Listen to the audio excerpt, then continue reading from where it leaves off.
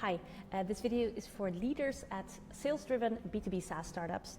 Can be partially sales-driven, so you have some sales motion, but maybe there's also some PLG going on, that's fine, but there are some salespeople doing their job, and you have about 50 to 200 customers. This is usually around the point where companies bring me in because they feel like the customer base is a bit too heterogeneous, a bit too diverse. It's kind of a mix and match of a whole bunch of different ICPs. The product is getting a bit too diffuse and they're starting to feel that pain. They feel a need, an urge to niche down, to be more concise about who they're serving. So if that's you, then listen up. Here we go. The solution, or a part of the solution that I usually propose, is an in-depth analysis of your current paying customer base. Why? Because this is where you have real-world signal.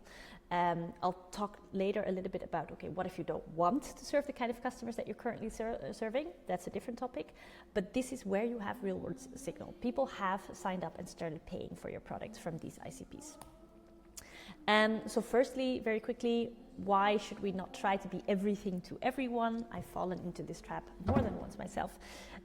Firstly, if we try to serve everyone and try to cover every task or every job for everyone, we end up having a very unclear message, no clear hook, no clear positioning, because we don't really know who it's for. It's very hard to explain the product and why it needs to exist. And what ends up happening quite a lot is that we end up kind of desperately trying to copy any competitor. We don't have a clear list of competitors to follow, but we're following almost everyone because we don't know who we're serving, and every person that we might serve has another list of alternatives in mind, right? So this list of competitors grows a lot, and we just end up kind of going left and right, being pulled left and right and trying to do whatever the competitors are doing. We don't really have a clear value proposition because we don't know what the word value means, because the word value depends on who it's for, right? The word value is subjective, so if you don't know who your product is for, you can't really understand what value means to them. The product becomes very difficult to use. Why? Because it has like 100 hidden features for all of these different ICPs and all of these different people that you're serving, so it's like very bulky and hard to use, and it's getting expensive to maintain. Anyone who is on the tech side of things will feel that last one. The product has ended up being everybody's meh, but nobody's wow, right? And that's what we want. Okay. But we have, so how did we get here in the first place? Well, that's the ICP chicken and egg problem. We feel that we do need to niche down to a specific ICP for effective discovery, because if we're trying to test with 1,000 ICPs at once or even 10 ICPs at once, we don't detect patterns, right? Because the group is too heterogeneous and we want a smaller, more homogeneous group so we can figure out a number one pain that they're facing, right? So we can find some patterns. But we can't really choose that number one ICP yet because we need real world evidence first. So usually startups start by casting a relatively broad net and start experimenting, and then they end up with this customer base of 10, 20, 50, 100, 200 customers from a variety of ICPs. So this is a good moment to sit down and think, okay, what have we now learned, and are we able to take these learnings to niche down a little bit, narrow down, make our net a little bit narrower. So how do we do that, right? How do we analyze this existing customer base? I like to use Airtable for it, and I'm going to show you how I do that. The first question that I ask is, before we make a long list of our potential ICPs, we need to understand, how do we even describe our ICPs? What are the right parameters or the right attributes to describe our ICPs? A lot of companies I work with, they think of ICP in terms of company size, location, persona. Usually it's those three. These are attributes that you can use to describe an ICP, but maybe they are not the most unique and important attributes to describe our ICP. For example, in many cases for me, the team size, when I'm building a product for a specific team, maybe the team size of that specific team is more important than the company size, right? Or maybe the job title of the champion, the person who brings the product into the company, is more important, or maybe the job title of the end user, somebody else, so it depends. So here are a bunch of attributes that could be the most unique and important to describe your ICP. You need to decide that for yourself. usually companies don't know yet, so they take a guess, right? So for this exercise, I've said, okay, I think team size is important. I think the job title of the champion is important. I think the pain point we're solving for could be important. I think the solution that they used before we came in is important. I think the industry is important. I think the location is important. I'm not really sure, right? But I think that's kind of where we're at. So I'm saying, okay, great, that's a great start.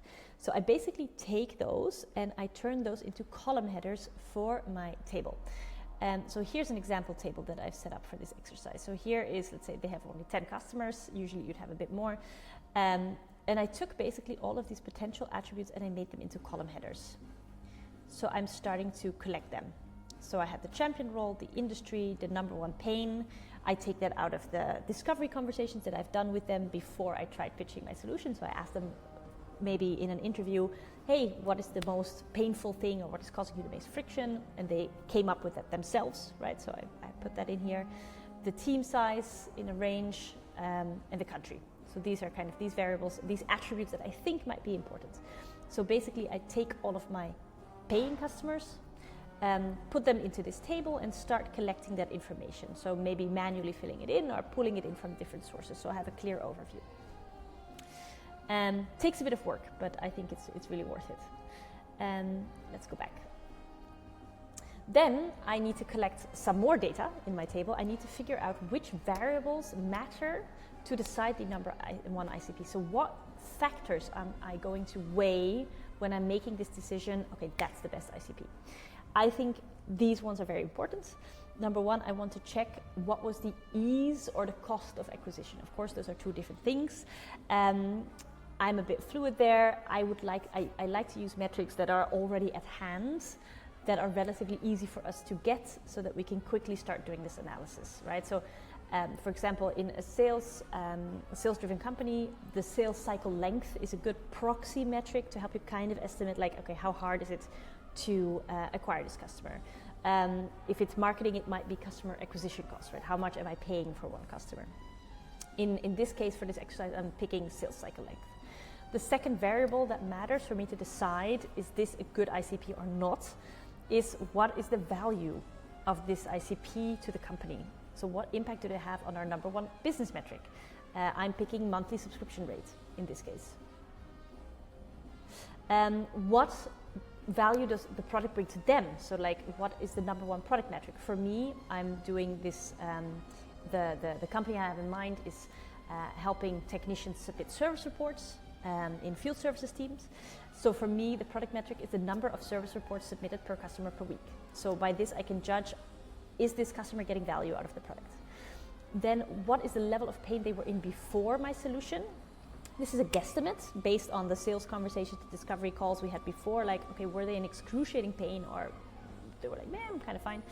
And the competitive space, what solution did they use before us?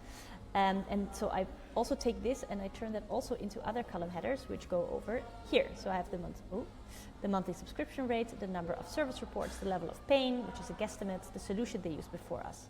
This data I can pull in from other systems. So monthly subscription can come from Stripe or 𝘁𝗵𝗄. This I can pull it in hopefully from my product analytics tool. This is a guesstimate, gut feeling based on the sales discovery conversations we had before they signed up.